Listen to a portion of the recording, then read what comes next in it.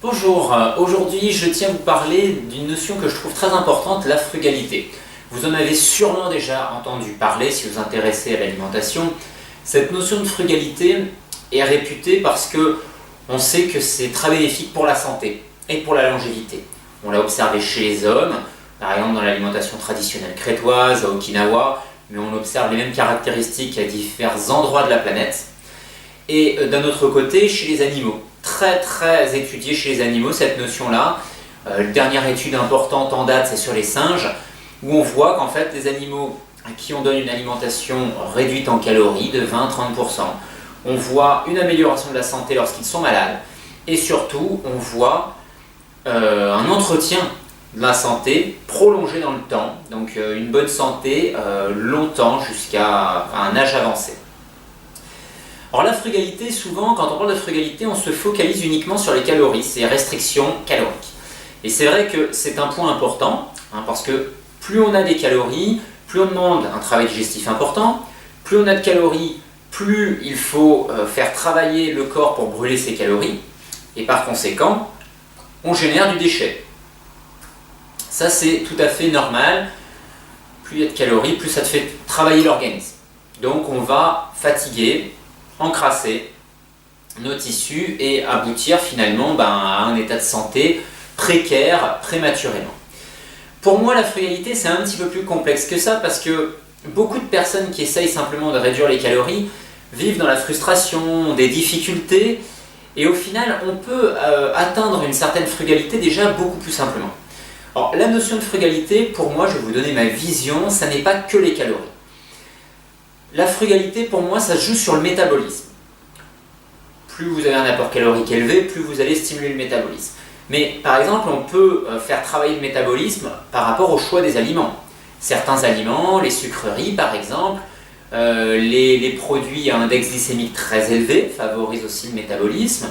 Les protéines, la surcharge protéinée, la consommation de viande rouge, de viande en général et surtout de viande rouge et encore plus de viande transformée, stimule le métabolisme. Donc avec ce genre de choses, on a un hypermétabolisme qui s'installe. Hypermétabolisme, ça veut dire que notre corps est en hyperactivité.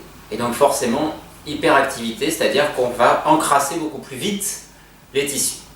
Ça c'est le premier point, donc le choix des aliments. On peut aussi stimuler le métabolisme, bien sûr, parce que si on a des trop gros concentrés de glucides, je pense à ça par exemple avec les personnes qui consomment beaucoup de jus de fruits, ou alors les personnes qui consomment beaucoup de céréales et de légumineuses. Lorsque les quantités sont très importantes, forcément l'apport glucidique très concentré qui est important, il va falloir le métaboliser pour le brûler, sinon on prend du poids. On n'a pas le choix. Donc si on doit le métaboliser, ça demande un travail supplémentaire. Donc encore une fois, on va être dans cette orientation-là. Donc l'alimentation, la base alimentaire de l'être humain, c'est des fruits et des légumes. Sans vous dire de manger que des fruits et des légumes, c'est pas la question. C'est augmenter vos proportions. Ayez une base qui repose sur des fruits et des légumes. Vous mangez après d'autres aliments, très bien, mais ça doit venir en complément de cette base alimentaire. Ça c'est le deuxième point. Après les calories, donc le deuxième point pour moi c'est le choix des aliments qui vont permettre de faire baisser notre métabolisme et donc de préserver notre corps. Troisième point, les mélanges d'aliments. C'est-à-dire que la plupart des personnes, lorsqu'elles font de la restriction calorique, soit font des toutes petites portions, parce qu'elles pensent manger bien, manger sainement en mangeant de tout en même temps. Moi je vous le dis clairement, c'est pas possible, parce que soit vous faites ça et vous faites des toutes petites portions, la plupart des personnes qui font ça sont dans la frustration, ou alors on finit par manger beaucoup en mangeant un peu de tout. Et ce qui fait qu'au final c'est pas équilibré, parce qu'on finit par manger trop, c'est trop lourd à digérer, et donc ça fait travailler notre système digestif excessivement et nos organes excréteurs également excessivement. Il faut vous dire que tout ce qui n'est pas digéré, le problème c'est que ça fait transformer les aliments mal digérés dans l'intestin par cette modification de la flore intestinale qui s'adapte, et on modifie le métabolisme de l'organisme. Donc que ce soit par l'apport calorique, par le choix des aliments, les mélanges alimentaires, on va pouvoir obtenir les mêmes conséquences sur la flore intestinale. Donc ne faites pas de manger un peu de tout en permanence. Non. Par contre, le but, c'est pas d'être dans la frustration, justement. Donc, comment fait-on? Eh bien, il faut faire le choix d'associer, et ce terme pour moi est très important, associer, c'est pas se priver, fuir certains aliments, c'est d'associer correctement les choses que votre corps est capable de digérer. Alors, qu'est-ce que votre corps est capable de digérer correctement? Qu'est-ce que le corps humain est capable de digérer correctement? Et bien, par exemple, les fruits, je vais vous donner 2 grandes lignes. Les fruits et tout ce qui est sucré en fin de repas, il faut bannir. Parce que dans ces conditions, on ne peut pas digérer correctement les glucides de ces aliments. Il se passe la même chose de manière très accélérée dans votre tube digestif que ce que vous pouvez observer sur votre plan de travail pendant l'été lors de la canicule. Dégradation accélérée des aliments. Autre grand point, au-delà de sortir les fruits du repas ou de faire un repas avec que des fruits, c'est de ne pas mélanger les féculents, donc pain, pâtes, riz, pommes de terre, avec les protéines, viande, poisson, œufs, fromage, etc. Produits laitiers, on va dire, voilà. Pourquoi? Parce que ce mélange alimentaire est extrêmement lourd à digérer, la plupart du temps indigeste. Donc si vous mangez des protéines, vous mettez des légumes avec. Si vous mangez des féculents, vous mettez des légumes. Là déjà, vous allez soulager la digestion, soulager la flore intestinale, soulager l'intestin. Donc, permettre d'avoir un métabolisme un peu plus bas. Et puis le dernier point que je voulais aborder sur la frugalité, c'est la répétition alimentaire.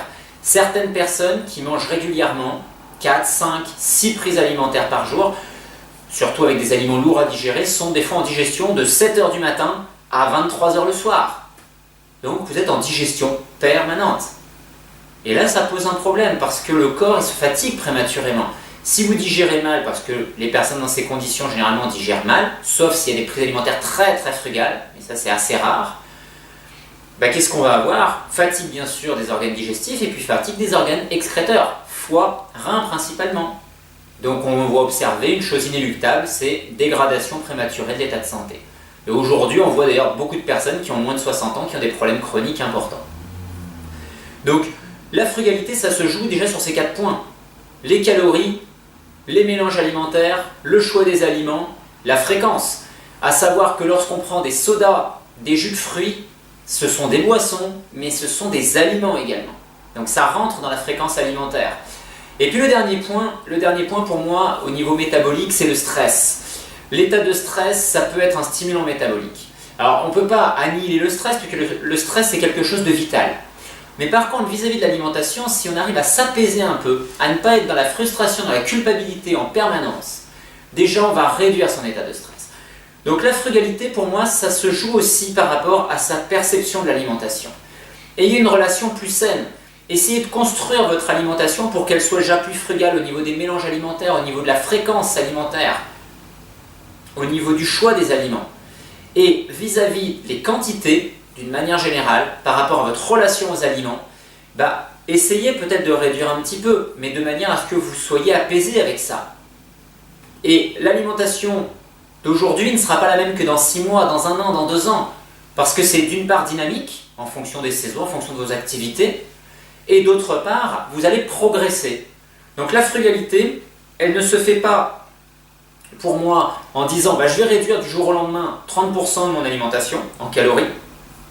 Ça c'est très bien si vous voulez faire une diète, vous faites une diète, vous réduisez de 30, 50, 60%, pas un problème.